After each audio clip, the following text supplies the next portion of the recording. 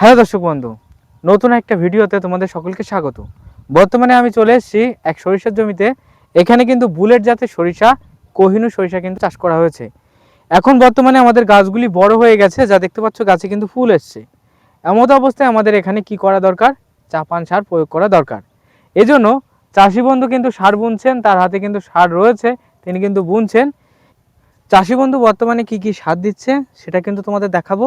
Plus যে সমস্ত সরিষা গাছের গতি নেই তারাও কি কি ব্যবহার করবে, প্লাস যাদের জমিতে সালফারের ঘাটতি রয়েছে তারা সালফার দেবে কিনা, সমস্তটা নিয়ে আজকের ভিডিওতে আলোচনা করব।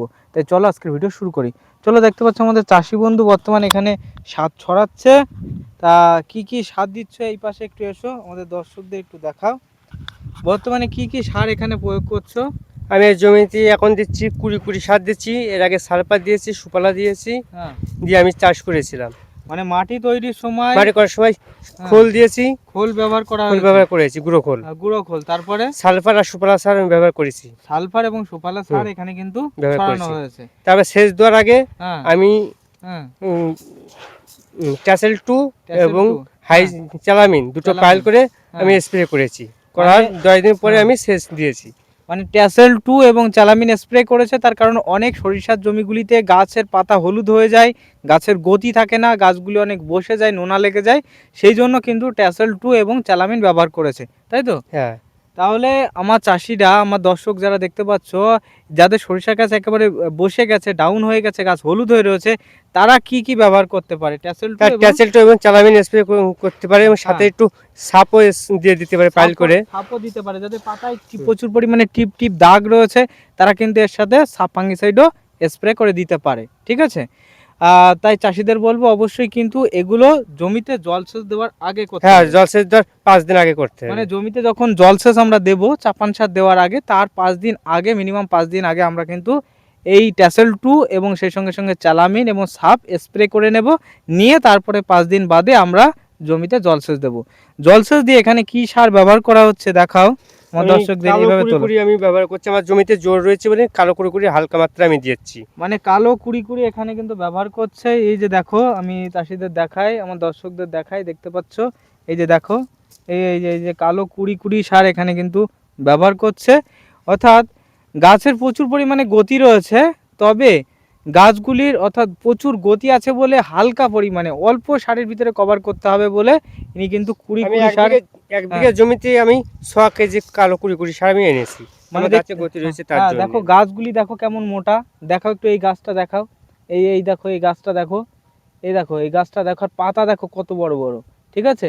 মানে এত পরিমাণে গাছের গতি রয়েছে, সেজন্য কিন্তু এখানে ব্যবহার করছে কুড়ি কুড়ি, অর্থাৎ অল্প পরিমাণে, অল্প এক বিঘা মাত্রা। জমিতে আমি 6 কেজি সার হ্যাঁ, ব্যবহার করছি। 1 কেজি, 1 বিঘা জমিতে কিন্তু মাত্র 6 কেজি দিচ্ছে, মানে সার দেওয়ার ইচ্ছাই ছিল না, কিন্তু লাস্টে কিন্তু দিতে হবে।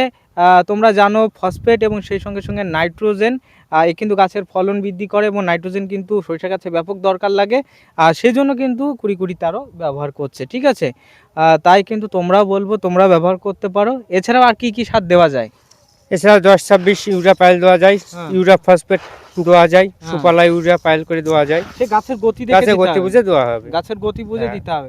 যাদের গাছ একেবারে চিকন চিকন লিক লিক লিক লিক করছে, তারা কি ব্যবহার করতে পারে? তারা ইউরিয়া ফসফেট আর সালফার পাইল দিয়ে হ্যাঁ, তারা জমিতে দিতে দিতে পারে। পারে, তাই তো? হ্যাঁ, অনেকে আছে কিন্তু জিঙ্ক সালফেটও দেয়, তারাও কিন্তু দিতে পারে। জিঙ্ক হ্যাঁ, সালফেট দেওয়া জিঙ্ক যাবে সালফার, সারের সাথে? হ্যাঁ, ফসফেট সারের সাথে ইউরিয়া ফসফেট আর জিঙ্ক সালফার পাইল করে দিতে পারে। পাইল করে মিশ্রিত করে আমাদের দিতে ব্যবহার পারে করতে জমিতে, হবে। হ্যাঁ, জমিতে হ্যাঁ, গতি আসবে। জমিতে ব্যবহার করতে হবে। তাহলে 10-26 ইউরিয়াও কিন্তু দেওয়া যাবে। 14-35 কি সরিষা দেওয়া না, যায়? 14-35 14-35 কিন্তু কেউ দেয় না, কারণ 14-35 দিলে কিন্তু ঝম করে গাছের একটা গতি হয়ে যাবে, গাছ কিন্তু ওই হালকা ঝড় দিলে পড়ে যেতে পারে।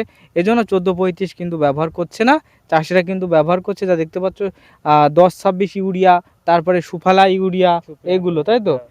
মানে বেশি পরিমাণে অতিরিক্ত নাইট্রোজেনযুক্ত সার কিন্তু চাষিরা কিন্তু ব্যবহার করছে না, ঠিক আছে?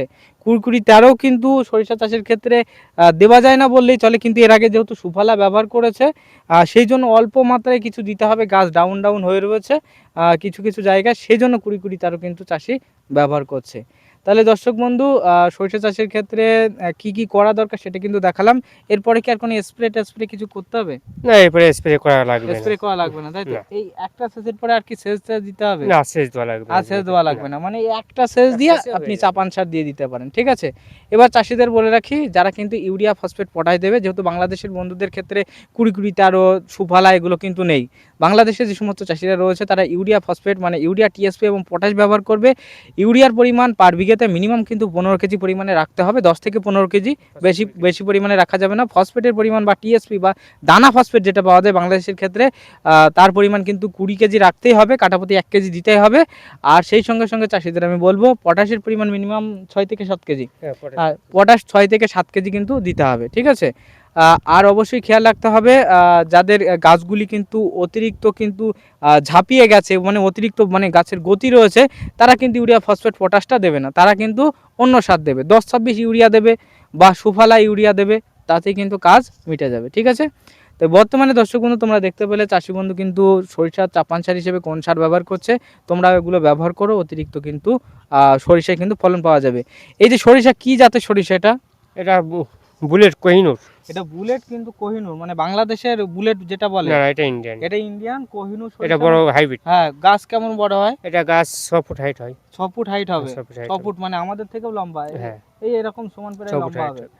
আর প্রচুর ঝাড় হবে, ঠিক আছে? এই সরিষা কিন্তু এই গাছ এই হুম। সরিষা হুম। 1 ফুট অন্তর একটা করে গাছ রাখলে মানে ভালো হয়। 1 ফুট অন্তর কিন্তু একটা করে গাছ রাখতে হবে, প্রত্যেকটা অংশে কিন্তু গাছ রাখলে হবে না, 1 ফুট অন্তর অন্তর গাছ রাখতে হবে, তাতেই সরিষা ভালো হবে, তাই তো? হ্যাঁ। সরিষা গাছ বেশি ঘন রাখার দরকার নেই, প্রয়োজন এইটা। তবে সাদা সরিষা বা অন্য অন্য সরিষা সেগুলো কিন্তু ঘন রাখলেও অসুবিধা নেই, না। তবে একেবারে ঘন রাখার দরকার না নেই। বেশি ঘন হলে হ্যাঁ, গাছ গাছ হবে না, ভালো সরিষা কিন্তু হবে না, ঠিক আছে?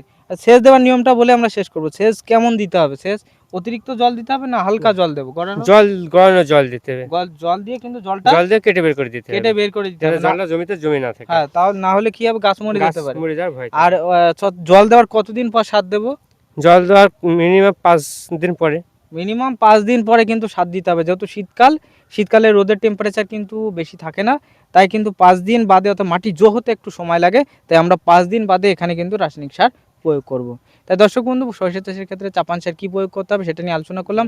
ভিডিও ভালো লাগলে লাইক কমেন্ট শেয়ার অবশ্যই করবে।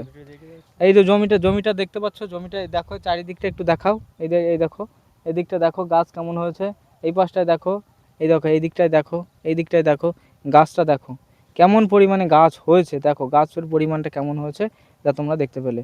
তাই আজকের ভিডিও আমরা শেষ করছি। প্রত্যেকে ভালো থেকো, সুস্থ থেকো।